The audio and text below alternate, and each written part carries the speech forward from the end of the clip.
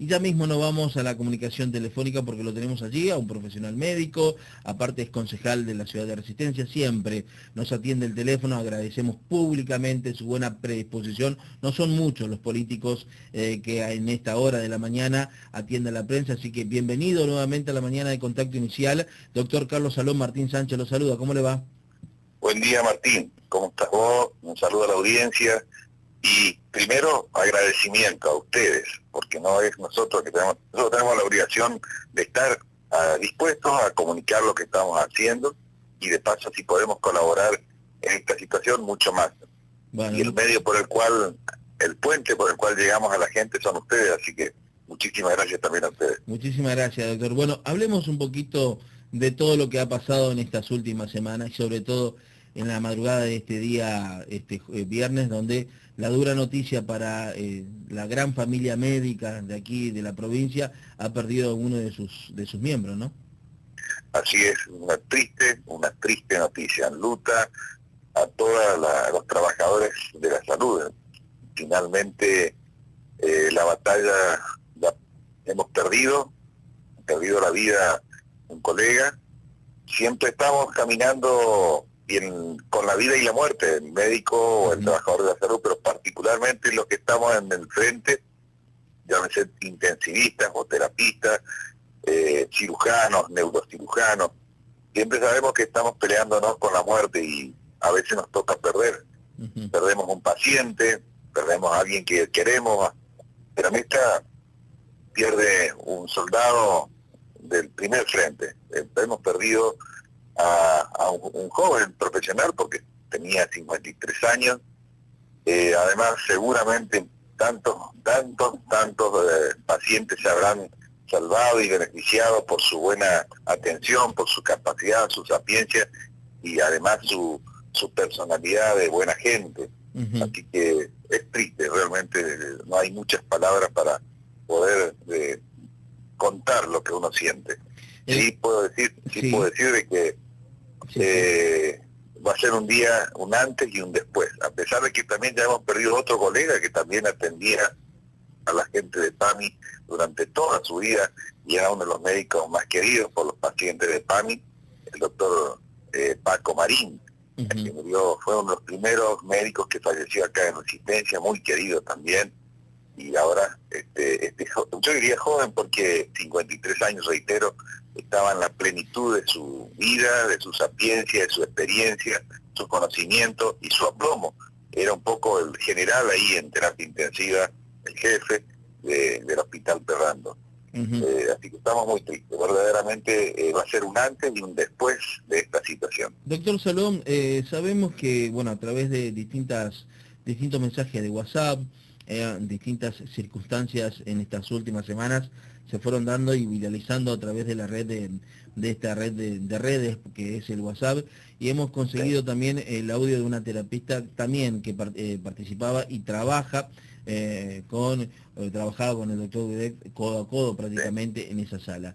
Es dura la apreciación, por eso decidimos desde la producción del programa no darle difusión, porque bueno, entendemos que es una comunicación interna, que es una comunicación de grupo, que bueno, se viralizó por algún descuidado, pero en realidad dice la verdad, dice la constancia. Desnuda una realidad, exactamente. Una realidad, Martín, si me permitís, que sería la punta del iceberg. Esta pandemia ha desnudado realidades. Primero, la miseria humana existe siempre, pero se nota mucho más en estas circunstancias. Y segundo, la realidad de que una provincia como la nuestra, que hace muchísimos años abandonó prácticamente al sistema sanitario y se dedicó a otras cuestiones y desvió fondos que debían ser para la salud pública y no lo hizo. El último gobierno, y esto no es política, pero son realidades. Acá la realidad mata el relato. La única época donde realmente se invirtió, la última época que se invirtió en salud y verdaderamente se eficientizó lo que teníamos, fue la época de Roy-Nikitsch. Les guste a quien les guste. Además, tengo que resaltarlo porque así fue. Después fue un abandono absoluto. Hace muchísimos años que venía en picada libre, un abandono total. un desprecio hacia la salud prácticamente. También es cierto que se abandonó, y esta realidad que vimos es una suerte de cultura general de la sociedad en general, ¿eh? Sí. Es la cultura y la educación que hace también que se haga muy difícil combatir a esta pandemia. Porque si uno tuviese una cultura de hacer caso, de una cultura o una educación de entender lo que se está diciendo, hubiese sido mucho más eficiente el trabajo. Así que todo esto desnuda realidades de hace largo tiempo.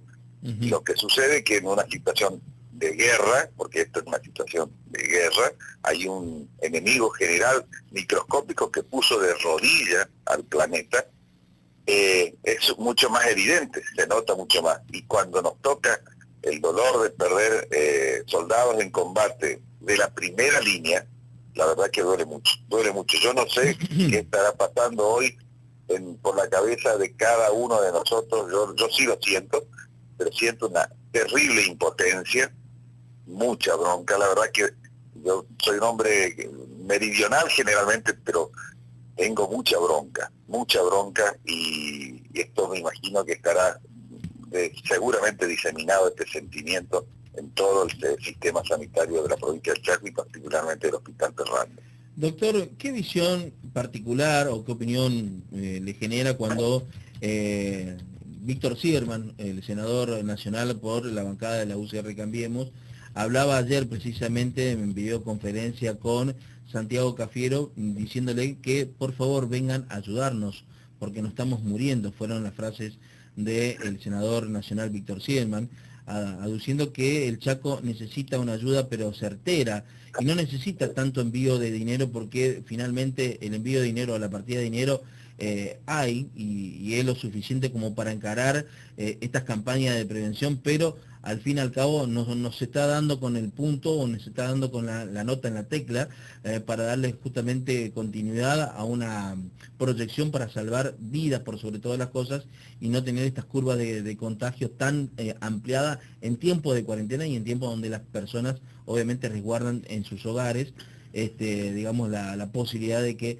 finalmente el sistema de salud pueda contener este virus. ¿Qué le parece esa opinión o qué opinión tiene? Coincido con el senador. Me encantaría, lo dije, esto sí lo dije ya hace más de un mes, que deberíamos estar todos los senadores nacionales de cualquier partido político, no solo de la Unión Cívica Radical, sino también del oficialismo, porque son legisladores de nosotros, nuestros legisladores provinciales, que no tengan ningún problema, ningún prurito en solicitar ayuda cuando no está superando claramente, estamos siendo devorados. Esta pandemia sabemos que va a haber bajas, sabemos, esto hay que decirlo, sabemos que va a haber muchos contagiados, pero la estrategia evidentemente se ha errado de aquí a la China, valga que el origen de la pandemia. Sí, sí. ¿Por qué? Porque hemos perdido 3 meses en este aislamiento obligatorio, porque el aislamiento, el quedarse en la casa, que lo ha hecho el 90% o 95% de nuestra sociedad con gran esfuerzo, lo hemos dilapidado. Porque cuando uno pide un aislamiento lo está pidiendo justamente para ganar tiempo y hacer todo lo que hay que hacer en el sistema sanitario para que cuando haya picos estemos preparados. Y segundo, el aislamiento lo que hace es enlentecer la propagación de la contagiosidad del virus a nivel circulatorio. Esto es claro para cualquier epidemiólogo que está asesorando al gobernador, en este caso, lo sabe. Por eso que yo decía también hace largo tiempo de que tendría que haber una altísima cuota de solidaridad de todos los ciudadanos para cumplir el pedido, pero también una altísima cuota de solidaridad y de humildad del gobernante o de los gobernantes para escuchar a los que saben. No cuesta nada escuchar a los hermanos correntinos, a los hermanos paraguayos que se manejan con protocolos claros y que ha ido muy bien. Estos son los resultados que uno tiene que ver, y por supuesto a nivel nacional. Y si se acuerdan también lo dije apenas vino el señor jefe de gabinete, dije también que en coincidencia con con el senador Zimmerman, Ujú. que el jefe de gabinete, está bien que venga, aunque un poco tarde, pero está bien, muy bien que haya venido. Ahora, la visita lo tiene que haber hecho un reflejo, un espejo de lo que estaba viviendo Resistencia y el Chaco, a pesar de que no visitó el hospital Ferrando, no lo hizo, Ujú. pero tendría que llevar, una vez que lleva esa visión, tiene que volver con hechos concretos. Concreto quiere decir bajar con asesoramiento de la gente más valiosa que tiene el presidente a nivel nacional, y Ujú. con hechos concretos palpables, como por ejemplo todo el equipamiento rápidamente del hospital de campaña que está ahí dentro del hospital Ferrando, que hasta ese día Ujú. era solo un cascarón, no existía una sola cama, ni un termómetro. Ujú. Así que todo esto, y además, por supuesto lo dije, debía estar pensando un jefe de gabinete en un plan Marshall, o similar a un plan Marshall como lo dio Truman después de la Segunda Guerra Mundial. ¿Qué quiere decir con esto? Que el efecto devastador del virus directamente provocando enfermedades, hay un efecto secundario también devastador, que es la situación socioeconómica y comercial que vive Resistencia, Gran Resistencia, y por ende toda la provincia del Chaco, porque va a quedar devastado como consecuencia que somos la tercera provincia en cantidad de casos y en aumento de contagiosidad y en efecto realmente muy fuerte a nivel nacional. O sea, todos estos tres elementos hacen de que coincida con el senador. Pero agrego más, me gustaría que tiremos todos juntos. Mire, doy un ejemplo, el Consejo Deliberante de Resistencia tiene tres sectores políticos, uno del señor Capitanit, otro del señor Gustavo Martínez y otro de la Unión Cívica Radical, que además cada uno representa distintos sectores. ¿Usted cree todos juntos? Aquí no hubo ni una distinción, Ujú. ni una distinción partidaria ni sectorial desde el 10 de marzo. Desde el 10 de marzo que empezó esta pandemia, que recuerdo también, y lo digo con honor y con orgullo, el Consejo Deliberante de la Ciudad de Resistencia fue el primero en el país en llamar la atención de esta epidemia, porque todavía ni la OMS había declarado pandemia, Ujú. pero el Consejo de Resistencia, asesorado por supuesto, pero a pedido de mío y del concejal Mario Delgado, fue la primera ciudad que dijo, ojo, esto se está viniendo, estemos atentos, llamemos al gobernador a que paremos una situación que era la situación de clases, por ejemplo, y que estemos preparados para la gente que venga de afuera.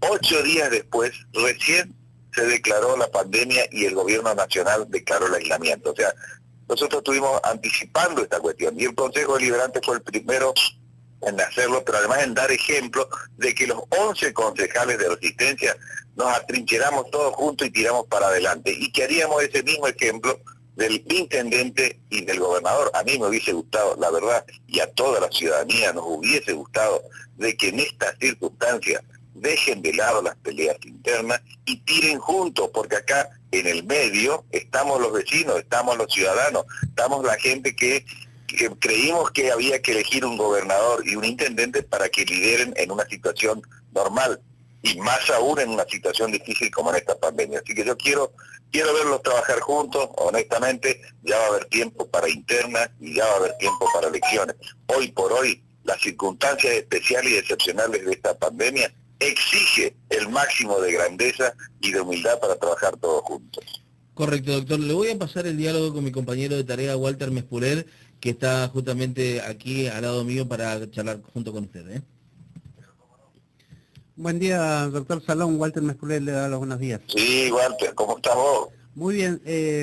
Salón, le pregunto sobre esto último que se sucedió, digamos, en estos días, que es los casos de COVID en las Torres del Sarmiento. Estamos Sí. hablando de un complejo de 4 torres donde hay más de 400 y pico de familias. ¿Y cómo ve usted desde el punto de vista sanitario cómo se está trabajando allí en ese lugar? Bueno, primero es un buen ejemplo de cómo se debe trabajar bien cuando uno tiene un foco bastante limitado, con mucha gente, pero con alguna acción directa. En esto el protocolo no tiene que fallar ni un ápice. Primero, lamentablemente hay que hacer lo que se llama el cordón sanitario. Una vez que hace el cordón sanitario, identificar claramente los sospechosos y los que se puedan confirmar. Pero primero, identificar los sospechosos. Una vez que se sospecha, se hace naturalmente el hisopado correctamente, se hace el estudio testeo rápidamente. Esto se actúa con celeridad. Es como cuando uno tiene un paciente muy grave, hay que actuar con protocolos sistemáticamente y con mucha eficiencia. Porque si uno pierde tiempo, se escapa la oportunidad de tratarlo correctamente. Y en este caso pasa lo mismo. Si uno no hace exactamente con celeridad y con precisión, lo que ocurre es que se escapa. O sea, primero, cordón sanitario. Lamentablemente es antipático, pero alguien tiene que decirlo. Cuando uno gobierna, por el bien de todos, tiene que tomar decisiones a veces antipáticas. Y segundo, tiene que hacer lo que se llama la investigación epidemiológica, o sea, exactamente el seguimiento de contactos directos, y primarios, secundarios y terciarios, para hacer el mismo tratamiento de aislamiento. El aislamiento tiene que tener naturalmente las condiciones de que esté observado, ya sea en hoteles, ya sea, bueno, en este caso puede ser el Club Sarmiento, o donde sea, ¿para qué? Para que hagamos un seguimiento durante estos 15 días, absolutamente.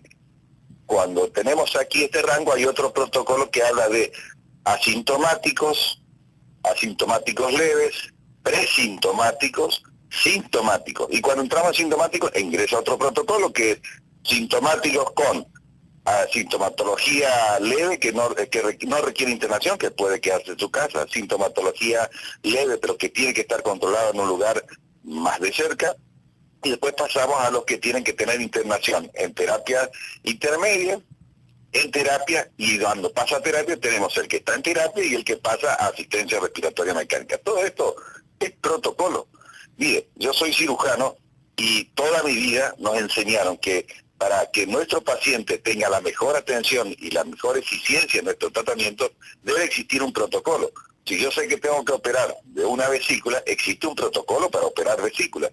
Sabemos que tiene que haber un circulante, que tiene que haber un instrumentista, que tiene que haber 2 ayudantes, que tiene que haber un anestesista, obviamente el cirujano, y con ese protocolo se le explica al paciente. Entonces todo el mundo está en conocimiento de lo que se va a hacer. No hay forma de que si todos cumplimos el rol que nos compete, seguramente las cosas saldrán mejor. Bueno, lo mismo yo lo traslado a lo que es la pandemia. Dije hasta el cansancio, mire, todo tiene que hacerse con protocolos claros, precisos y entendibles. Los protocolos son la base del entendimiento en una pandemia. Se va a escapar porque son situaciones especiales, va a escaparse algunas cuestiones, va a haber bajas, vamos a tener consecuencias, pero hay que tratar de minimizar los efectos directos y colaterales en una guerra. Y esto es una guerra, reitero, es un microorganismo que puso de rodillas al planeta. Algunos países lo entendieron rápido, otros le costó y otros hicieron mal. Entonces nosotros, además, como Resistencia o el país está 2 meses después de otros países, tenemos que ir mirando qué protocolos hicieron bien y qué hicieron mal para no repetir algunos errores y para hacer lo que hicieron bien.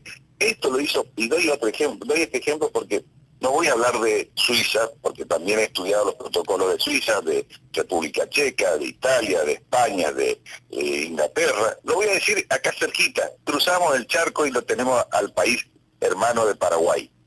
Paraguay, ¿qué hizo? Estudió comparativamente los protocolos de Vietnam. Ellos tienen un sistema sanitario muy cercano a lo que es Vietnam. Y se siguieron allí, continuaron allí, y hoy por hoy Paraguay está viviendo una libertad, no la nuestra, que prácticamente es una tiranía democrática, hemos perdido esa libertad. Pero ellos sí lo están haciendo, y además han tenido solo 11 fallecidos, que son 11, pero son 11 fallecidos en un país.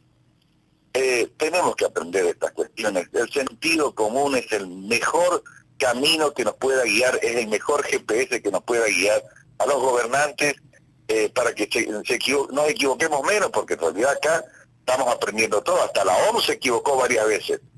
Los países que se ciñeron a lo que decía la OMS cometieron errores como la Lombardía. Y sin embargo otras ciudades muy cercanas allí, otra provincia muy cercana allí que no le hizo mucho caso a la OMS, como el Véneto, le fue mejor. Así que tenemos que aprender lamentablemente de los errores que cometieron otras latitudes, y aprender de lo que hicieron bien estas ciudades. Otro ejemplo también es Uruguay, que tiene muy pocos casos. Pero se me estaba escapando, es verdad, Uruguay es otro de los casos que verdaderamente tomaron decisiones rápidas.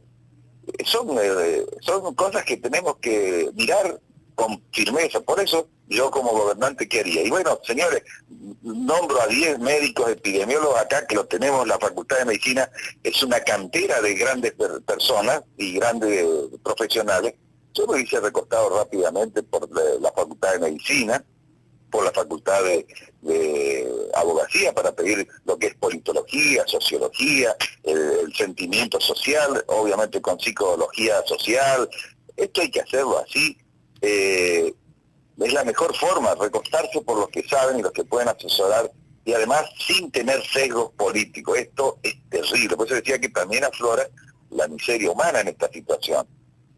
Yo lo percibo, pero yo sigo para adelante, pero existen estas situaciones que cuando uno sale opinando, yo siempre hago una crítica constructiva y además doy alternativas, porque si uno solo critica y critica, bueno, termina siendo lo mismo del que está haciendo mal. Así que creo que esto es importante: humildad, razonabilidad en las decisiones y mucho sentido común. Sacándolo del tema sanitario, concejal, ¿cómo ve la situación o el avance de la decisión judicial de retrotraer la parte de aumentos de los impuestos municipales, y a lo que hasta este momento por lo menos el intendente Martínez no está dando respuesta a lo emanado por la justicia chaqueña?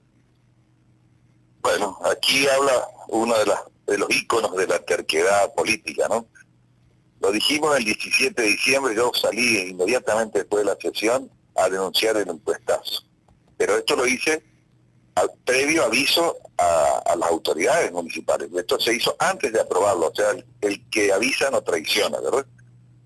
Le avisamos de antemano, incluso fuimos con la doctora Celada a hablar con el secretario de Economía de Cera, le explicamos, dejamos a disposición nuestros asesores, teléfonos y demás, para decirle: esto es una locura lo que están mandando. Bueno, no lo hicieron, avanzaron, hicieron, para nuestro entender, todo mal.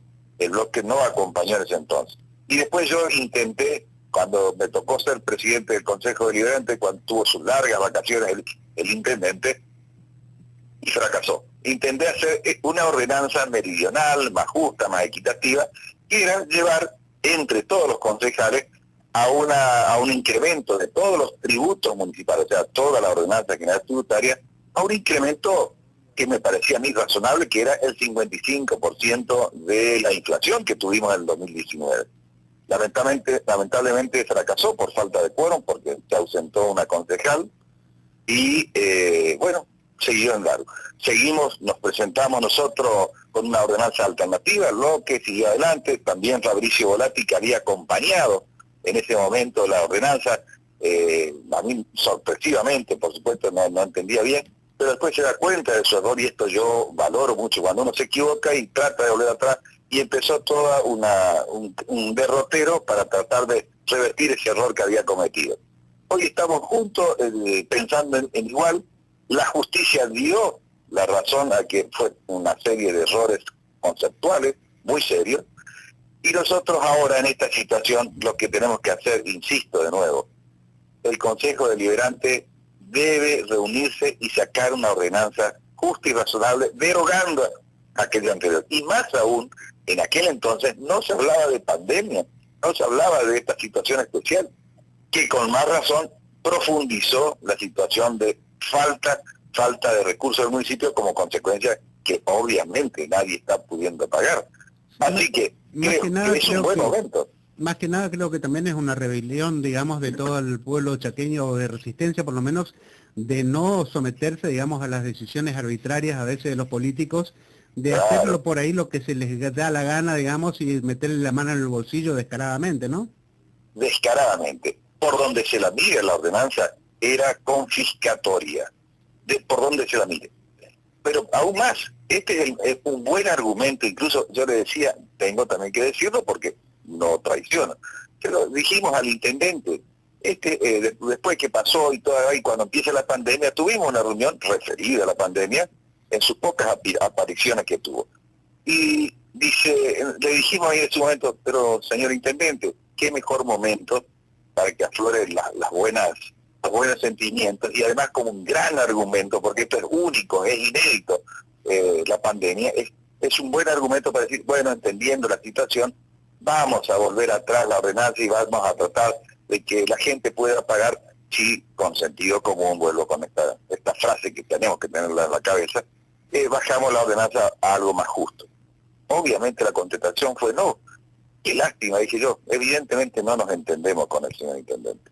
Volvimos a insistir, el Consejo volvió a trabajar y envió una nota a la concejal Frías, que preside la Comisión de Hacienda, para que pronto se trate esta ordenanza que nosotros estábamos de acuerdo. Así que, usted me preguntaba cómo estamos hoy. Bueno, esta semana se iba a contestar, hicimos una reunión por Zoom, los 11 concejales, para ponernos de acuerdo a contestar a la justicia, porque hay que contestarla, hay una notificación de todo el Consejo, hay que hacer una contestación, y ponernos a trabajar.